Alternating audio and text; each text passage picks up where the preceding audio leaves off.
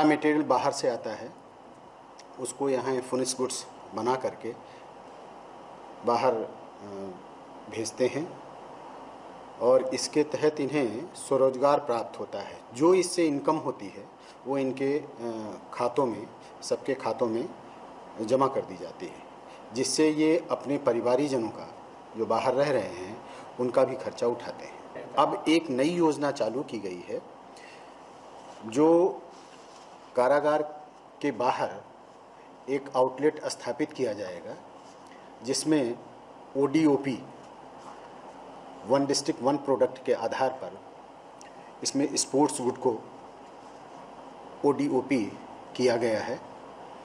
एक आउटलेट बाहर बनाया जा रहा है जिस पे ये जो बंदी सामान बनाएंगे उसको आम जनता के लिए बेचने के लिए उस पर रखा जाएगा।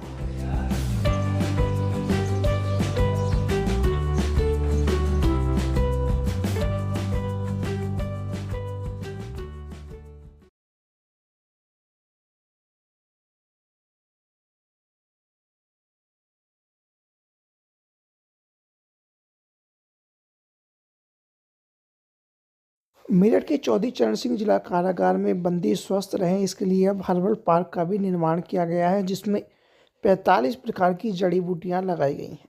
अगर इन जड़ी बूटियों की बात की जाए तो अजवाइन, एलोवेरा, पुदीना, सतवारा सहित अन्य प्रकार की जड़ी बूटियां हैं। वहीं विभिन्न प्रकार के फलों को भी लगाया गया है, जिससे कि जो भी यहाँ निरुद्ध बंदी हो वह सभी जेल परिसर के फल और जेल परिसर की ही जड़ी बूटियों का उपयोग कर सके। बताते चले कि जेल परिसर में विभिन्न योगाचार्यों को भी बुलाया जाता है और आयुर्वेदाचार्य भी आते हैं, जो कि बंदियों को स्वस्थ रहने के लिए योगासन के साथ साथ विभिन्न क्रियाओं को बताते हैं।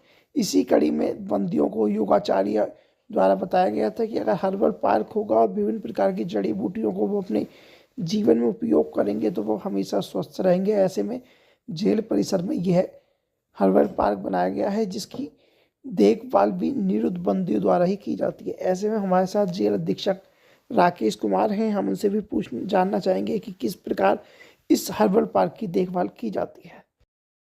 कारागार मेरठ में बंदियों के स्वास्थ्य को ध्यान में रखते हुए हर्बल पार्क स्थापित किया गया है, जिसमें विभिन्न प्रकार के औषधीय पौधे लगाए गए हैं। लगभग 40 से 45 प्रकार के औषधीय पौधे लगाए गए हैं, जो बंदियों को समय समय पर जो भी बीमारियां होती हैं वो स्वतः संज्ञान लेते हुए भी, और कुछ आचार्य जो कारागार में आते हैं बंदियों को योग इत्यादि का प्रशिक्षण देते हैं, वो उसके माध्यम से बंदियों को जानकारी होती रहती है हर्बल पार्क और आयुर्वेद के बारे में। तो बंदियों को इस तरह के पौधे उनके स्वास्थ्य को देखते हुए लगाए गए हैं और काफ़ी समय हो गया है, लगभग 8-9 महीने हो गए हैं, तो बंदी उसका लाभ भी प्राप्त कर रहे हैं।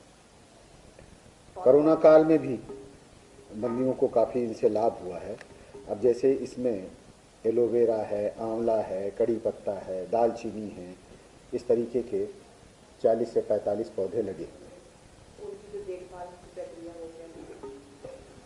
जो पौधे इसमें स्थापित किए गए हैं और लगे हुए हैं, उनके देखभाल के लिए हमारे बंदीगण ही पूरे मनोयोग से उनमें पानी की देख रेख, खाद की देख रेख और निराई गुड़ाई सब करते रहते हैं। जैसा कि आपने भी शूट किया होगा, तो अब काफ़ी स्वस्थ पौधे सभी दिखाई दे रहे हैं।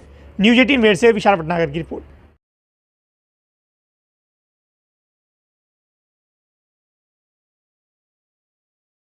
कोरोना के खिलाफ जंग में मेरठ जेल में बंद कैदियों ने मिसाल पेश की है।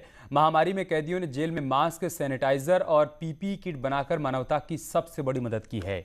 वहीं जेल प्रशासन ने भी कैदियों के इस व्यवहार से कोरोना काल में तोहफा दिया है। यह है मेरठ जिला जेल, जहां कैदियों ने कोरोना काल में मानवता की सबसे बड़ी मदद की है। जेल में बंद कैदियों ने अपने हुनर से करीब 3 लाख मास्क बनाकर मिसाल पेश की है। इन कैदियों ने कोरोना काल में मास्क के साथ सैनिटाइजर भी बनाया है। जहां तक मास्क की बात है, मास्क हमने लगभग 2.25 लाख मास्क पिछले साल से लेकर के अब तक बनाए। वो यहाँ पिछले साल लगभग 1,10,000 मास्क जिला प्रशासन के ऑर्डर पर बनाए थे। और तो इससे क्या हुआ कि जो हमारे बंदी हैं उनको पारिश्रमिक भी मिला। एक मास्क तैयार करने का 1 रुपया इनको पारिश्रमिक मिलता था। यही नहीं, इन कैदियों ने अपनी काबिलियत से पीपीई किट भी बनाए हैं जो जेल के कैदियों को बाहर ले जाने के लिए काम आते हैं। तो जो भी लोग बाहर जाते हैं इस तरह से चिकित्सीय देखरेख के लिए या बंदी जाता है इलाज के लिए, उनको सभी को हम लोग पीपीई किट में भेजते हैं। उसके लिए हमने अपनी आवश्यकता के लिए पीपीई किट पर्याप्त संख्या में बनाकर पिछले साल भी रखा था और इस साल भी पर्याप्त संख्या में हमारे पास पीपीई किट हैं। 45 वर्ष से अधिक आयु के जितने भी बंदी हैं उनको सभी को वैक्सीन दी जा चुकी है। जेल प्रशासन की इस पहल से कैदियों को अच्छा खासा रोजगार भी मिल गया है। हर कैदी को एक मास्क बनाने में 1 रुपया दिया जाता है। साथ ही आबकारी विभाग से परमिट से लेकर जेल प्रशासन ने शुगर मिल से सैनिटाइजर का फॉर्मूला लिया और एक्सपर्ट की देखरेख में कैदियों से जेल में सैनिटाइजर बनाने का काम किया। इस काम को भी कैदियों ने बखूबी निभाया। कैदियों के इस व्यवहार से खुश होकर जेल प्रशासन ने भी उनकी देखभाल में कोई कमी नहीं की। बंदी इस दौर में अपने परिवार से भी पीसीओ के माध्यम से जुड़े हुए हैं, बातचीत उनकी हो रही है।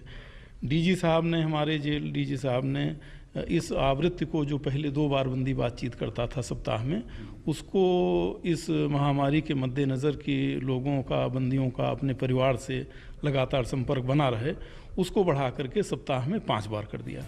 कोविड के खिलाफ जंग में जेल प्रशासन के साथ कैदियों ने जो भूमिका निभाई है उसी का असर है कि आज की तारीख में मेरठ जिला कारागार में एक भी कोरोना पॉजिटिव नहीं है। जेल प्रशासन के इसी व्यवहार पर एक कैदी ने तो पैरोल पर रिहा नहीं होने के लिए गुहार लगाई थी। कैदी ने कहा था कि उसे पैरोल की बजाय जेल के अंदर ही रहने दिया जाए क्योंकि वो यहाँ ज्यादा सुरक्षित और स्वस्थ महसूस कर रहा है। कोरोना की महामारी में मीडिया कर्मियों की मौत को लेकर सुप्रीम कोर्ट में याचिका दायर की गई है। इंस्टीट्यूट ऑफ परसेप्शन स्टडीज नई दिल्ली ने याचिका के जरिए 3 मांगे भी रखी हैं।